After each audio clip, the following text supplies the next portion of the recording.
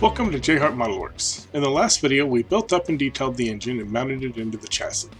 In this video, we're going to pick up where we left off and finish out the engine bay. It's going to be another long one, guys, so grab a cold drink and kick back. Welcome to my workbench. Let's get started. In the last video, we eliminated the air filter assembly and replaced it with velocity stacks. However, there's also a hose for the oil blow-by that ran from the valve cover to the filter box, and this leaves a hole in the valve cover. We're going to resolve this with an oil catch can. We took some rough measurements and started by cutting a piece of 5/32 aluminum tubing.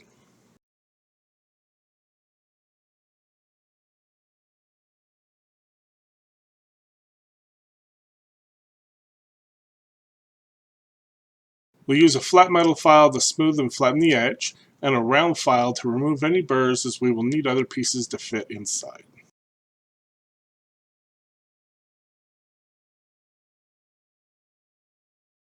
Next, we'll cut a piece of 1/8 inch aluminum tubing. You could cut this the same length as the 5/32, but I cut it about a ½ millimeter or so shorter to give the piece a little more depth.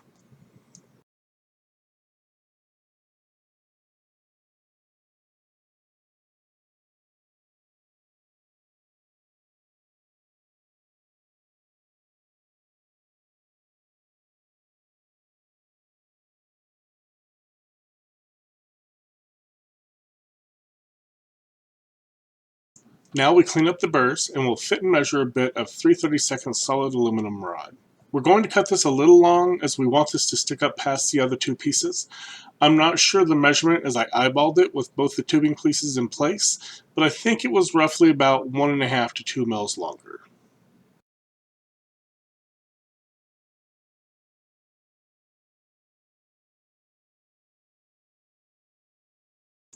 Once cut, I'm going to chuck the tubing into my cordless drill and use it as an impromptu lathe. This stuff is very soft, so don't tighten it down too hard, just enough to be snug.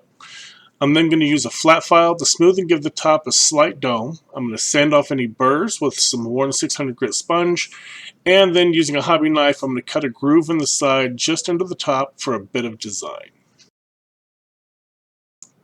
Off camera, I hit the inside piece of tubing with some Tamiya clear blue, and now we're going to glue it in place with some CA glue and position it just below the top of the outer tube.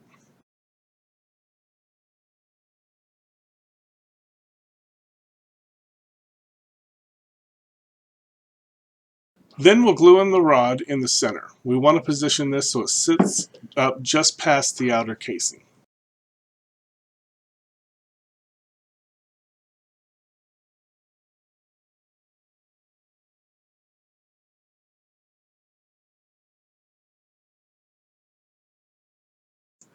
Now that the case is complete, we're going to add our inlet and outlet ports. We're going to start by drilling a small pilot hole in the side of the casing near the top, and then step through larger bits until we can fit our 1/16 inch tubing. Off screen, I drilled the second hole at 90 degrees and a little lower for the outlet, and cut some short pieces of tube and painted them clear blue as well. Then we'll glue them in place with some CA glue.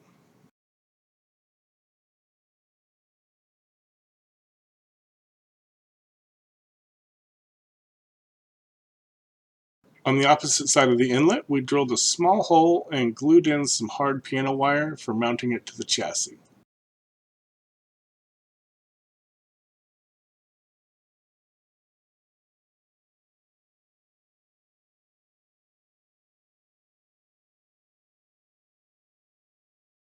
I think it turned out pretty cool.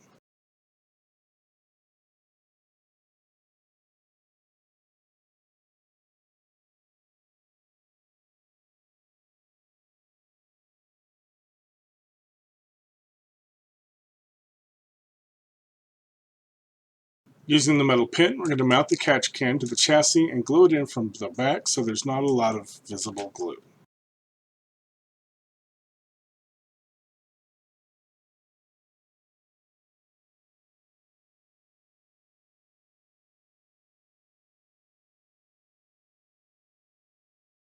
Now we're going to take this bit of Protect braided line coming out from the engine that we added in the last video, and we're going to glue it into this port here.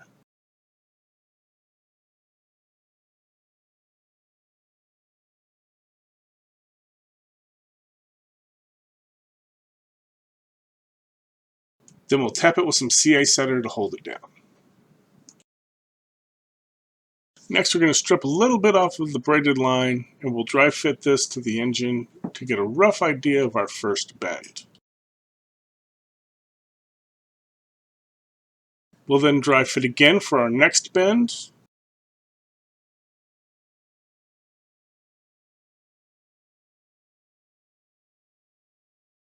And then once again to make the cut for our inlet port.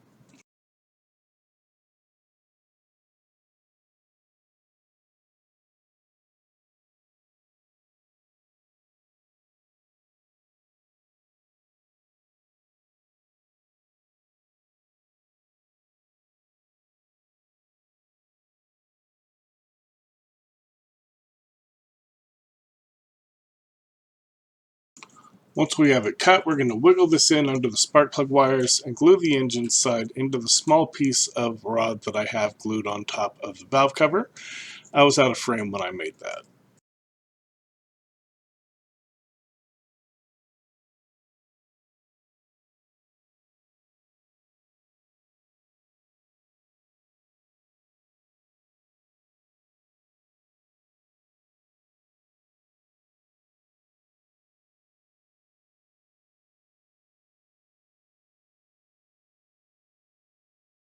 And finally, we'll glue in the other end to our inlet port on the catch cam.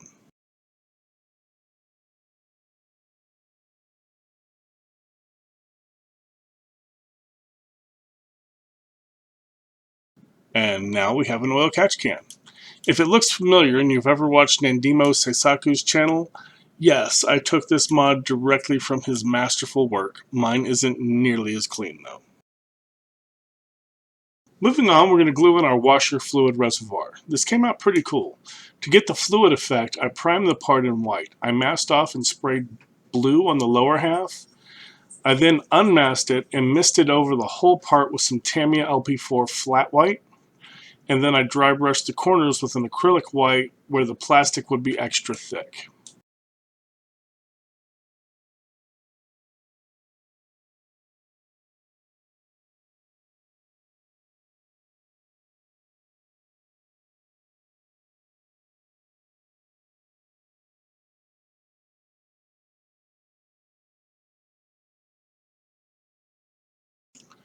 I used the same technique for the bottles on the master cylinder, using some orange instead of the blue.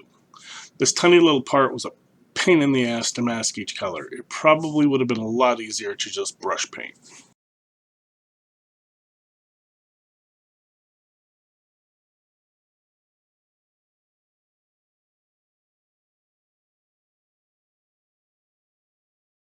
We're going to do a bit of work on the radiator before we glue it in. A little detail goes a long way, so we're going to start by drilling into the neck under the radiator cap. I'm going to take some copper core I have left over from some braided line I used in the past, and I'm going to glue it in place. Then I'm going to bend the copper wire down and glue it to the side of the radiator.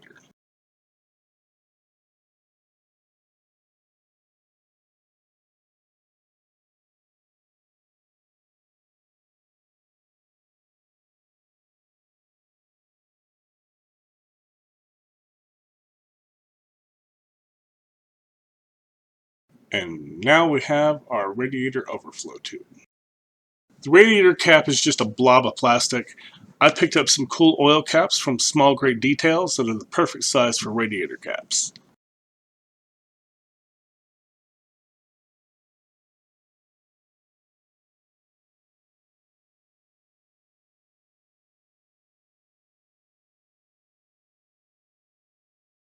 We'll just cut one off the sprue and glue it down to add a great bit of detail with absolutely no effort.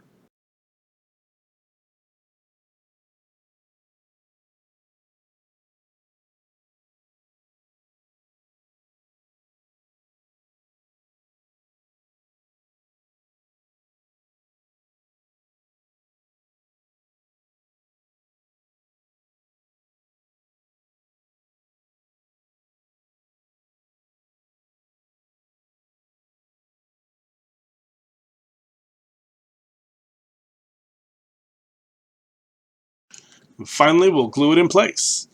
We want to make sure the radiator hose lines up. One of the nice things about making my own radiator hoses from this braided line is that it's flexible, unlike a solid kit part, so I can bend it and move it into position correctly.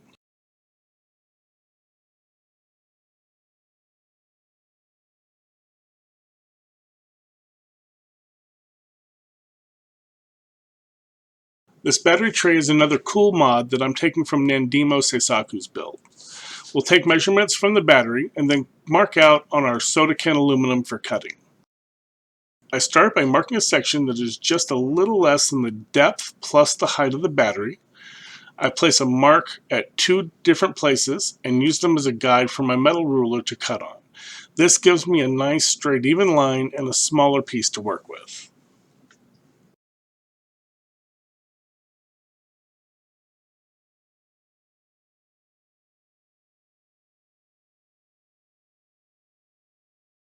I'll then sand off the paint and begin to mark the battery section in about the middle on one side, adding about a millimeter or so for length and depth.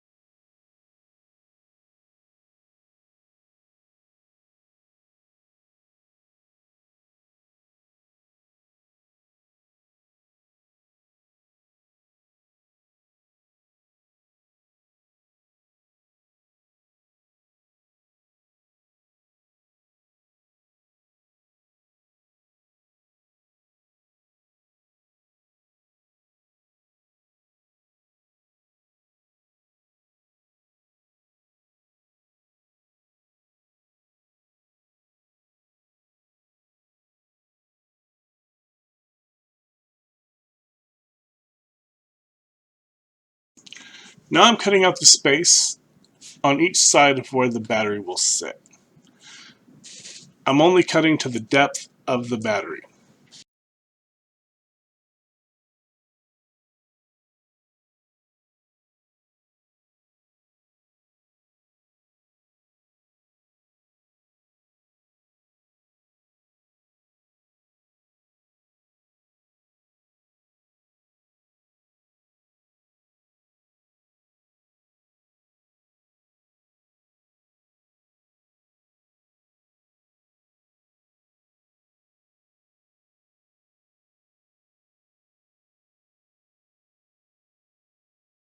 And since the reference pictures show there's a curve on the back corner, I'll cut that into the surface area too.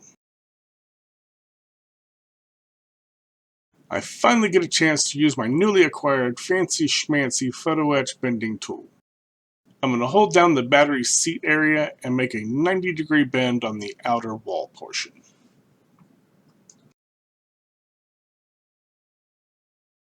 I'm then going to bend the extruding sections on the front and back of the wall and glue them into place.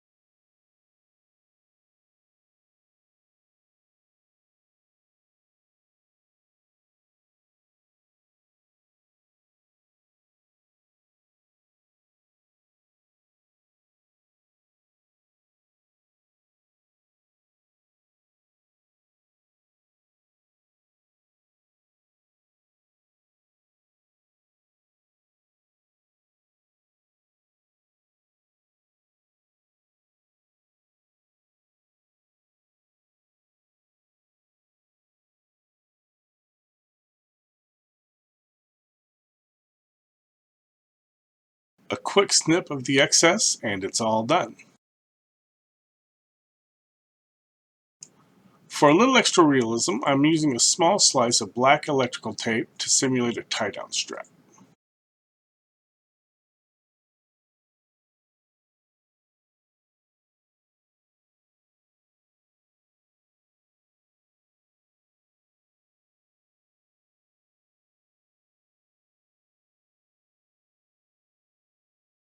Now we glue the battery onto the tray and the tray to the car.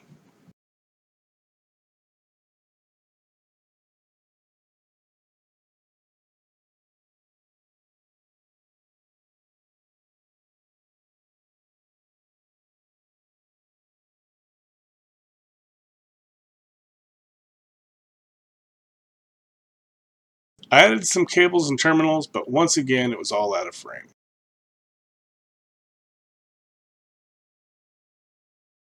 Next we're going to glue in a heater hose. There should be two, but it's getting a little crowded in here, and I was a little lazy. First we're going to drill in the front of the engine where the water pump should be, and then we'll drill the back of the firewall.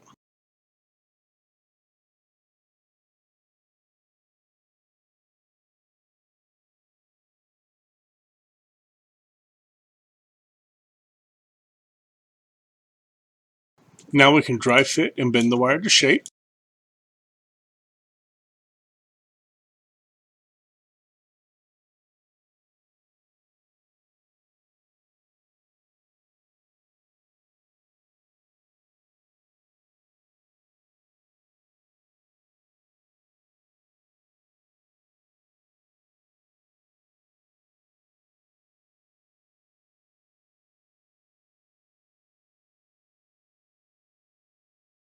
And glue it into place.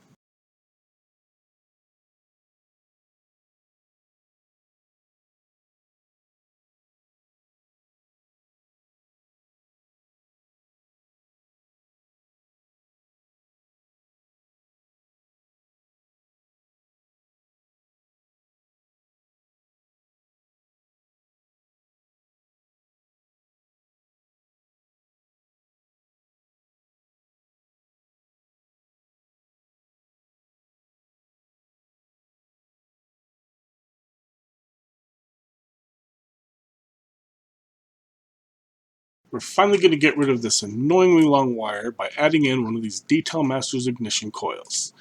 But first we're going to have to drill a hole in the end so we can glue in the wire.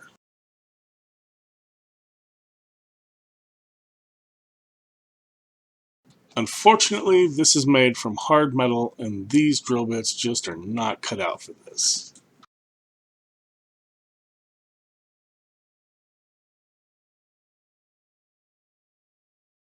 We're going to trim down the ignition coil down here, and then we'll glue the end of the wire into the ignition coil.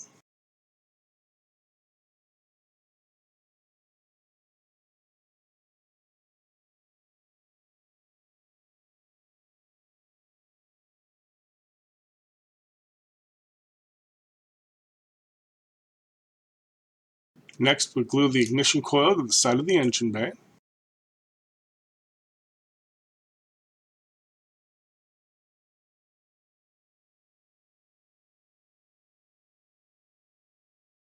And finally, we'll finish it off with some electrical tape as a clamp. I tried using the photo etch clamp that came with the ignition coils from Detail Masters, but they just will not glue to the polished metal surface.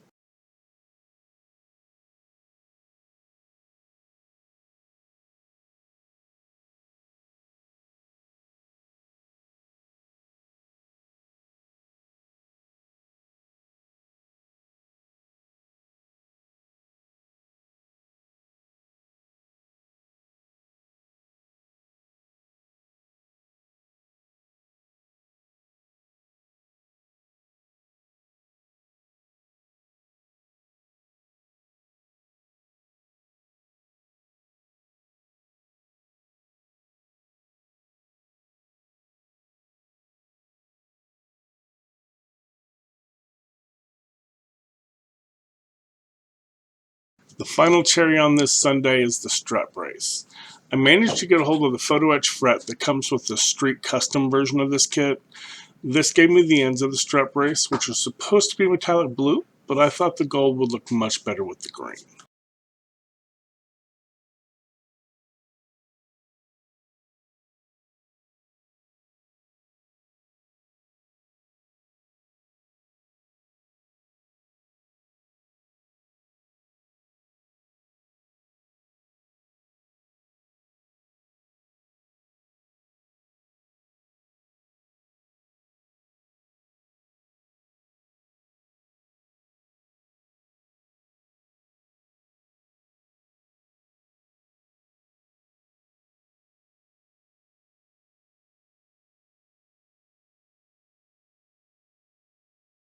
Instead of gluing the ends to the strut brace and gluing the whole strut base down, I chose to glue the ends in place so they would line up perfectly on the bolts.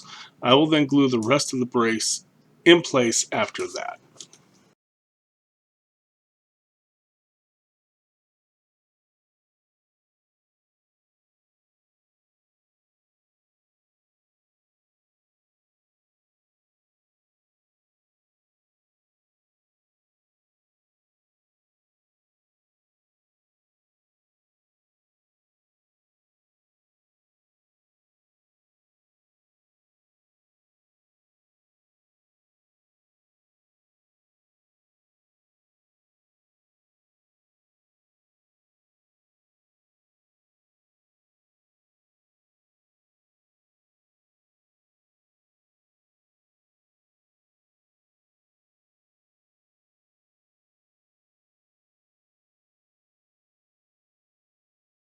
My brother from another mother, Sean, from the Scale Model Car Guy channel, has the street custom version of this kit. Hell, I think Sean has every kit. But he was kind enough to resin cast the plastic part for the strut brace for me. Unfortunately, it's just a bit too thick, and I don't think this has anything to do with his casting as so much as my plug wire is getting in the way. I tried to thin one down, but I got kind of carried away and it looks really weird. So, completely out of frame, I used the resin casting to make a template and scratch built this much thinner one from plastic sheet and rod. We're going to apply a little CA to each end, line it up, and set it in place.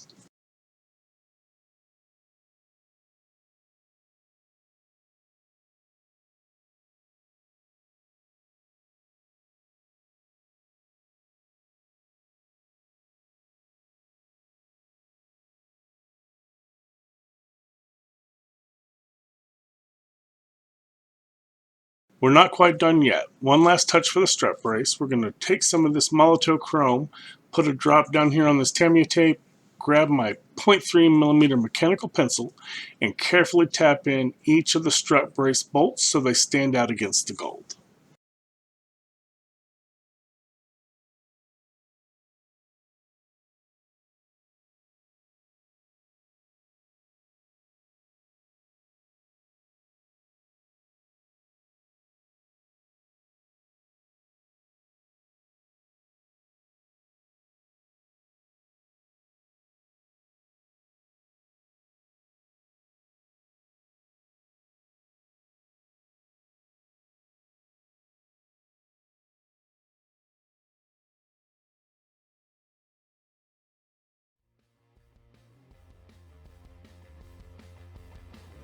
And that will wrap it up for the engine bay. From here we're going to move on to the chassis and suspension, so be sure to join me for the next one. If you enjoyed the video, please hit the like button. Also feel free to leave comments, feedback, critique, or anything else in the comments section below. I enjoy interacting with all my viewers in the comments section and try to reply to all the comments I receive. If you want to catch future videos, please consider subscribing to my channel and make sure you click the bell notification icon so you can be notified when I upload new videos. As always, thank you for watching, keep modeling, and have a great day.